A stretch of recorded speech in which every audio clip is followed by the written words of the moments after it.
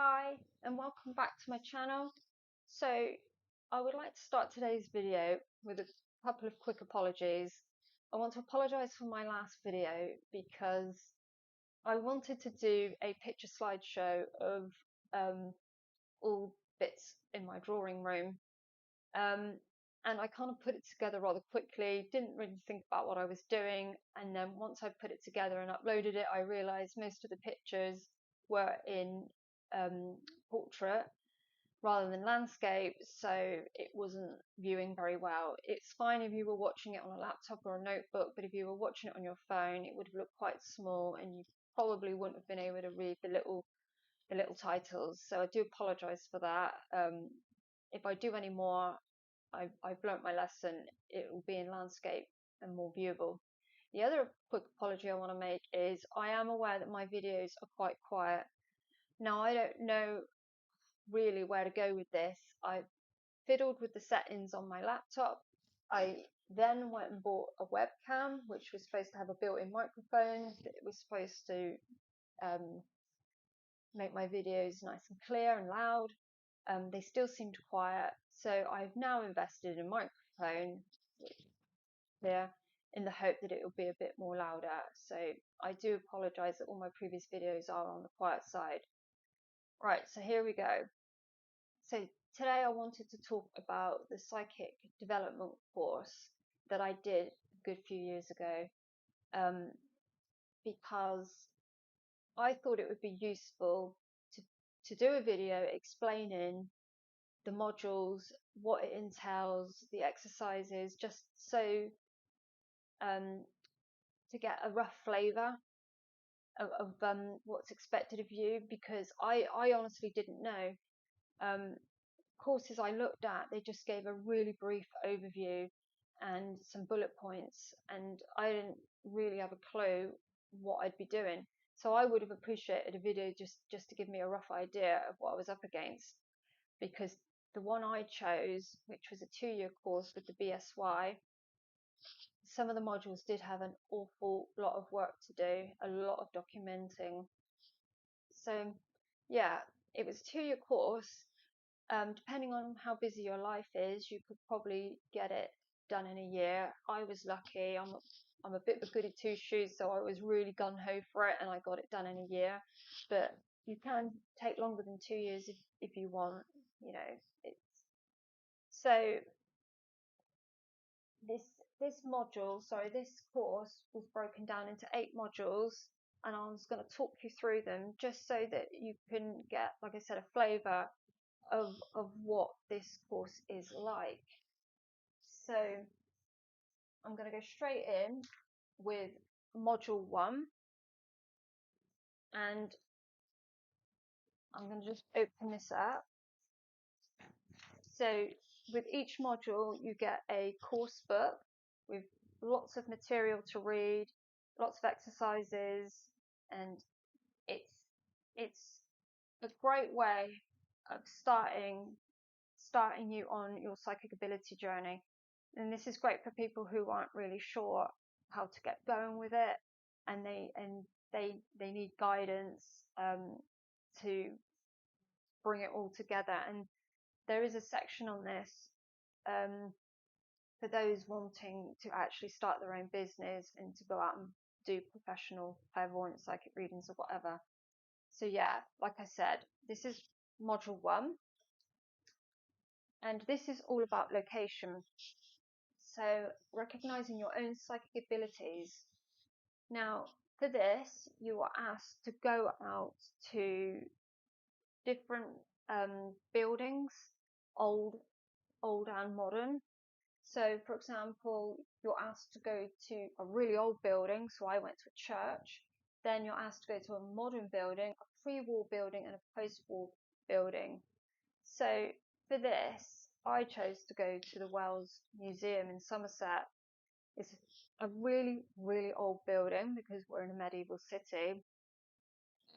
It's not just that though. I mean, the museum is obviously filled with very old stuff. And I mean, there was lots of taxidermy and lots of weird stuff. And I do remember being in this building and sensing a lot of stuff. Now, at these locations, you're asked to take a notebook and to write down absolutely everything you sense, feel, hear, whatever. And I sensed a lot in this museum. I do remember there was a section, and there was a dark doorway that led into a really tiny dark room, and I absolutely just could not go near that room. And I felt like a middle-aged male who had resided there a long time, just floating around this museum, was watching me. And as I went off to look at different parts of the museum, I really did sense he was sort of following me, but not in a bad way. I think he was just checking me out just to see what I was up to. And so I sensed he was like peering around doorways, um and I wrote it all down. So this is basically just trying to get you used to tuning in, feeling the atmosphere, and just picking up on stuff. So then the next section is psychometry. For those that aren't sure what psychometry is, it is where you hold an object and you try to tune in and you find out information about that object.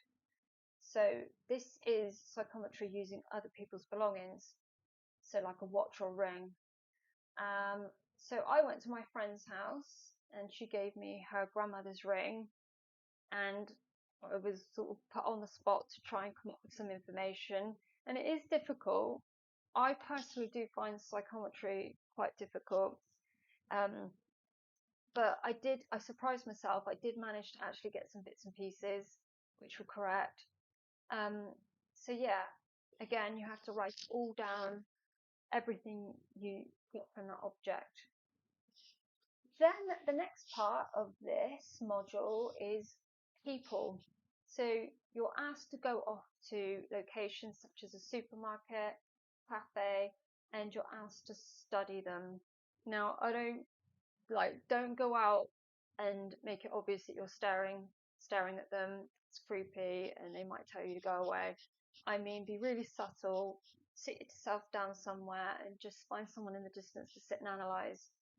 So you've got to write down everything you sense off of them. Do you think they're tired? Are they not well? Are they excitable? Are they calm, sad, whatever? Just write it all down, because again, it's just getting you used to analyzing people and sensing their energy. Now, at the end of each module, you will be given a bunch of questions that you have to answer, just so that they can see that you've understood the module, because there is reading material. So they want to check that you've read it and understood it. And then you're asked to keep a journal, which your tutor will read. And the journal's good, really, because it gives you an opportunity to say how you're doing with the course. Are you struggling? Are you finding it too boring? You can ask questions. Anything that you think is relevant can go in your journal, just so they can see how you're doing. So there we have it. That is module 1. Right, I'm not going to lie, module 2 on this course, there, as you can see, there's a lot, loads of it. So this is about daily exercises and having to write everything down. You've got to document everything. So here we go. So this is putting your intuition into practice, and you, like I said, you will do a lot of daily work on this. So you've got to keep a blog. This is the first section. You've got to keep a blog of the people in your home, or a neighbour or a friend who you live close to, who you can go along and, I don't mean go up to them and ask them how they're feeling. You've got to use your intuition and your gut instinct and write down what you think they're feeling. So for example, my husband might come in through the door, and obviously I can see he looks tired, but I sense that something's happened at work and he's frustrated, and I just write it all down, and I might ask him about it later. So I'll show you my notebook. As you can see, exercise 1, and I did I wrote it all down. So the next part is the atmosphere in your home. You have to keep a daily blog of the atmosphere. So for example, would I go into my son's room and I feel that the energy's a bit low, a bit stale, maybe I can pick up the anxiety that he didn't really want to go to school that day. And then equally, I might go to a part of my home where I gave it a really good tidy and aired it out that morning. So it feels free flowing and quite light and airy, a place I want to be. So that you will do every day. Yeah. See, atmosphere in my home. Then you've got your psychic experiences throughout the day. You've got to write all those down. So we all know, like, that we all have the tendency to psychically predict stuff. So you might think of a song, and then all of a sudden it's played on the radio. The phone goes. For some reason, you just know it's your mum. So it's those sorts of things. It's trying this exercise is trying to get you to just be more aware of the subtle coincidences and predictions that can happen throughout the day. Right, and then moving on, we've got what we've got here. Again, this is going out and about. So you have to travel to different places. This could be a shop, an office, a hotel, workplace, and you have to sense the atmosphere. So we all know that saying, like, you walk into a room, you can smell sex, or you can walk into a room and cut the atmosphere with a knife. It's like that. You've got to go into these places and write down everything that you sense. And then the next section, number 5, is programming yourself to dream. So they're teaching you basically before bed to set out your intention, really think about what it is that you want to dream about or what you want guidance for. And basically you do this every night, and then you write down your findings. So, did you have any dreams where you were shown symbology, hidden messages? Did you have any predictions? You just write it all down. And along with this is like to keep a dream diary. And I got lucky because I, at this point, had been blogging my dreams for 2 or 3 years. I had tons of stuff on it, and it had all my predictions because I was having dreams where I was predicting the future. Let's see if I can find this. And it was also at this point, this was when anybody who's ever watched my first ever YouTube video about how I became a spirit artist, I explained that at this point I was blogging my dreams and I was getting faces, lots of visions and voices along with my dreams. So visions and voices. We've got, I wrote down all my predictions. Then you've got, here's my dream blog. So I got lucky. I basically printed it all out. There's loads of it. And just explained to my tutor that this is where I'm at, and she was absolutely fine with it, and I got quite a good mark for that. So then we go back to telepathy. So this is actually quite fun. So on a daily basis, or as much as you can, you ask somebody to write down, say, numbers 1 to 10 or some simple shapes. So they might get 4 bits of paper and draw 4 different symbols or whatever. And then you have to go into another room. You have to tune in and try your best to write down or draw what you think they've done.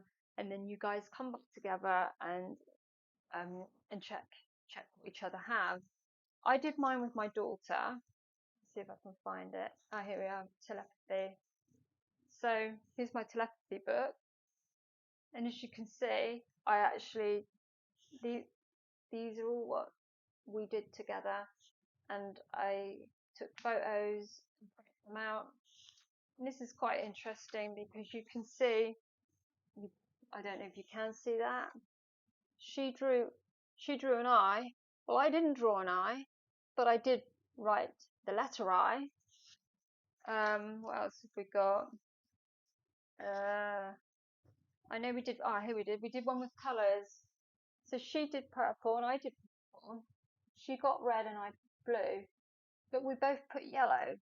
So I thought that was quite good. It is fun doing that. And as with the other modules,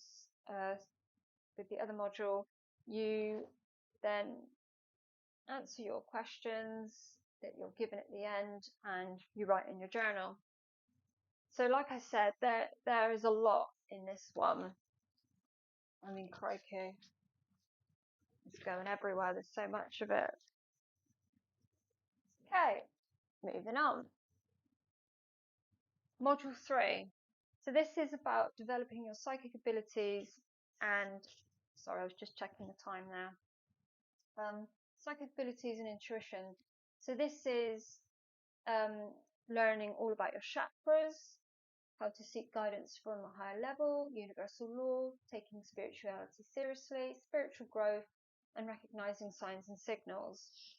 So for this, you will have to find some case studies, some guinea pigs, and you have to ask them to give you a problem or dilemma, something that's going on in their lives, which they can then ask your advice, your guidance, and rather than from ego, just going, oh, well, actually, I think you should do that, they ask you to use your gut instincts, to use your intuition, and to go in to find the answers.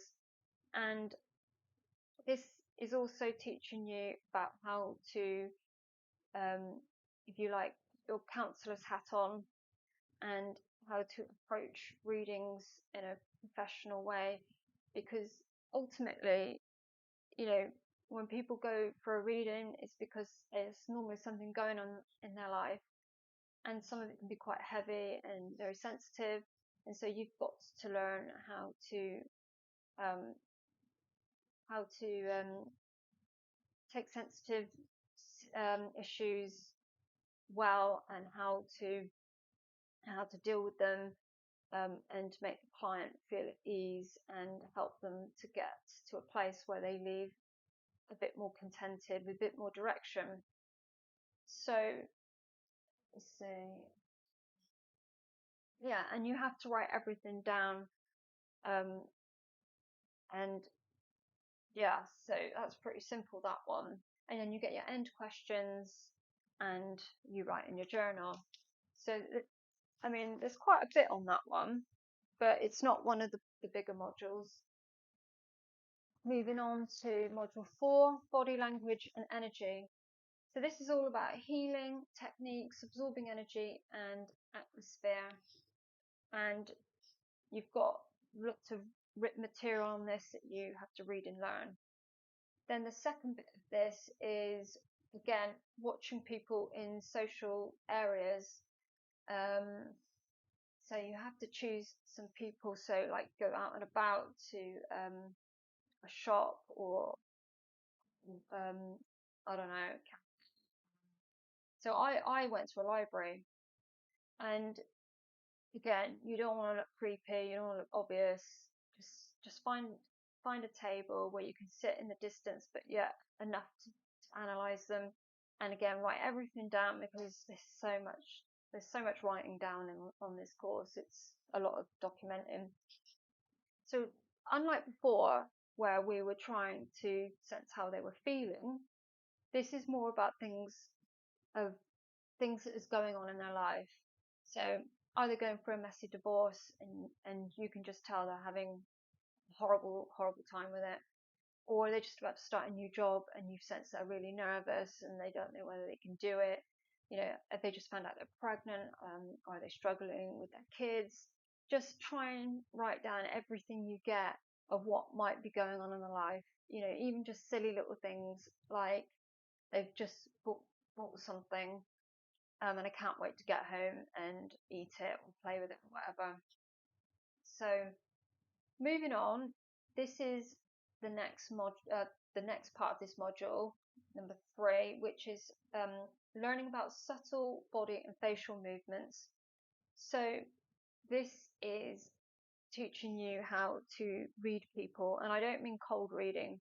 I mean how to analyze people's body language, facial expressions, how they carry themselves, what position are they sitting in, because some people like to go to a reading and have a poker face, and I'm probably guilty of it. I don't want to give anything away, so I'm just like a poker face, and I just want to see what they come up with, which is fine. But sometimes, you know, it's good to know whether you're on track when you're giving a reading. So even if they have a poker face, there are still other things you can pick up on. So like, what are they doing with their hands? Are their legs crossed? What position are they sat in? So there's like these little subtleties that you can learn to pick up on to know whether you're in the right direction. Because really, when you're giving a reading, you want to know if you're on the right track, right? Because if they're looking all confused, you can then say to them, "Are you able to take any of this?" And if they're not, then it's a good thing, because then you know you need to move down a different direction to move the reading along and get the answers this person wants. So it's kind of, that's what they're trying to teach you. Then next section of this, number 4, is back to psychometry, but rather than reading someone else's objects, you're asked to basically find some stuff in your home that you're not really sure necessarily the origins or what's into this object. So I kind of just went with an old pocket watch and christening dress from the 1800s, and I just literally wrote down everything I could think of. It's obviously sit with the object, hold it, try and tune in, and just give it my best shot. Now, obviously, with this, you don't find out. There's no one to tell you whether you're right or wrong. So, again, you just write it down and go with it. And as with the other modules, you have questions to answer at the end, and then write in your journal. So now we've got module 5. So this is all about mantic tools. So things like crystal balls, palmistry, pendulums, tarot, those tools for divination. So they ask you to spend a couple of days figuring out which tool you feel the most drawn to, what do you think is going to work for you the best and give the best outcome. So for me, it was an absolute no-brainer. I love oracle cards. Being a very visual person myself, very imaginative, as I am a spirit artist, so I am drawn to imagery, and I just love looking at them. You can tell a lot from pictures, and so yeah, it was a no-brainer. Then you're asked to give a reading to 4 guinea pigs. You've got to find 4 people, and you have to give them a good reading, and you're to write down everything that you asked them, everything they've asked you, everything about the reading, basically. What did you sense? What was the feedback?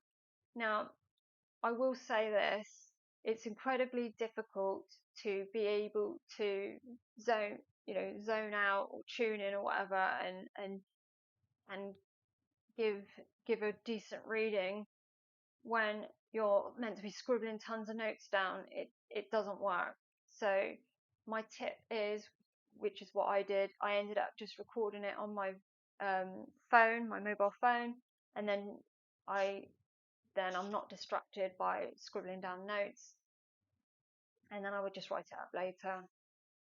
And then basically you have your questions at the end, see what you've learned, and your journal. So we're over halfway. I do apologize, this is a long video. Right, lesson 6. This is how to counsel others using your psychic abilities. So we're kind of back to counseling again. So this course, this module, they will give you a bunch of fake answers, and some of them are quite sensitive. They're like quite a heavy topic. And I mean, one of the light-hearted ones is, should I change my job? What should I do? And what will happen if I do? And you're to write down all your thoughts and opinions on the subject, and things like, what would you ask the person if they were real? What would you ask that person in order to understand the situation better? How to analyze their responses, again using your gut instinct and not just going by ego. You're to counsel them and reassure them in a professional manner,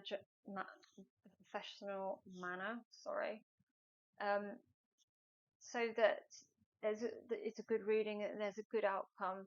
Because like I said before, readings are a form of counseling, so you have to learn how to be tactful and how to navigate through heavy topics.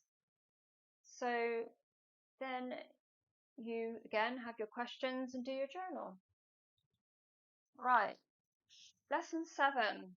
Now some people either find this really great fun or bloody awful, and this is the section about starting your own business.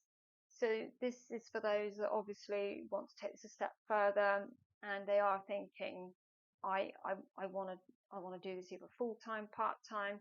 I want this to be a business where I am taking an income, and it has to be, you have to tell the tax man.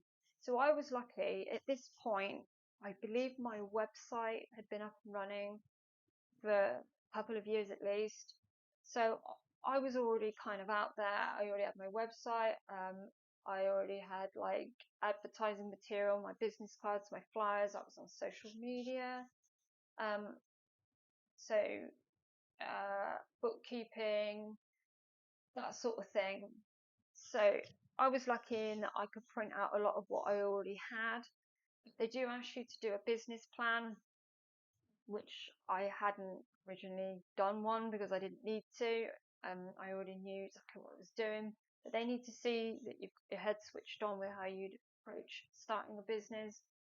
And again, like, they ask you to create a mugshot letter, a covering letter, how you would approach clients, and yeah. So then again, questions and your journal. Right, finally, module 8, which is literally a whole bunch of questions all about the course to see what you've remembered, and then you do your final journal. And I actually found it really like a bit emotional doing my last journal, because I had actually I had built up a rapport with my tutor. Now I never got to speak to her on the phone, but when I got my feedback, because you can either post it off and they'll mark it and send it back to you, or you can do it email, and they will send you your results. So yeah, with this course you do actually have a human marking your work, and she would leave me really nice notes and give me positive feedback, and it was really nice. I felt like I'd actually built up a relationship with this person, so I kind of felt sad that that was the last time that she was going to get to look at my work, and we were going to like give each other, write down our thoughts and stuff. So yeah, and then of course you get a decent certificate. I'll show you now. So this is normally hung on my wall, but I've taken it down. So this is my certificate. It is a nice one. And yeah, and I'm so glad I did it, you know. And like I said, like you don't have to have certification um to even to do professionally, because you are as good you are as good as you are. You know, people will keep coming to you if they know you're good, word of mouth or whatever. So you don't necessarily have to have a certificate, but I would highly recommend it. Anybody who's just spiritually awoken, or they are spiritually awake, and they just would rather have somebody talk you all through the different aspects of psychically developing. So I have really waffled on and on and on. If you have any questions, feel free to yeah, post them in the comments, and I'm going to leave it there. Okay, bye for now.